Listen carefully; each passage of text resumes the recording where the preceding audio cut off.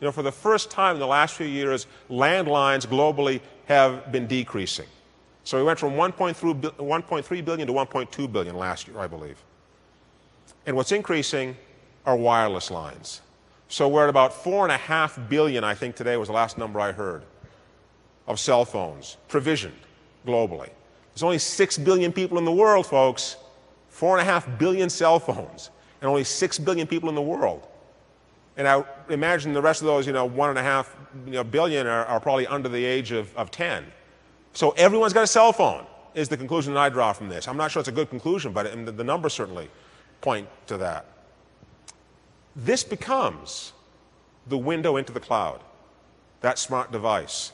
So when I think about, and I try to imagine what the cloud's going to look like, I don't think about my laptop.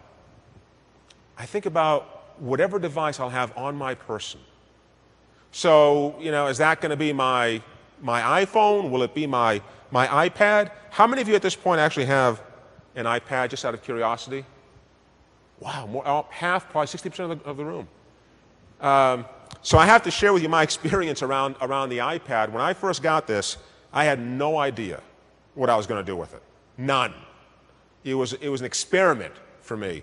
And I took my then 14-year-old daughter to the store with me, to the Apple store. I love going to the Apple store. I feel young when I go to the Apple store. Do you know what I mean? I feel cool when I go to the Apple store, except when I go with my 14-year-old daughter.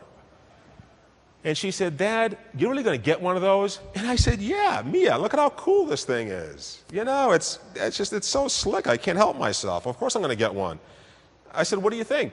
And I thought she was going to approvingly nod and say, "Hey, Dad, you're a pretty cool guy. You know that?" She said, "Dad, it's an overgrown iPhone." I said, "What? Really? You don't think it's cool?" She said, "No, not at all. You can't hold it. You can't put it in your pocket. I can't put it in my purse. I just don't get it." And I thought about that. I bought it anyway, obviously.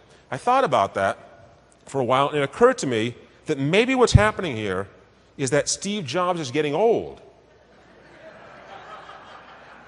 And he's got the same problem I have, which is, it's a lot easier to see this than it is to see this thing.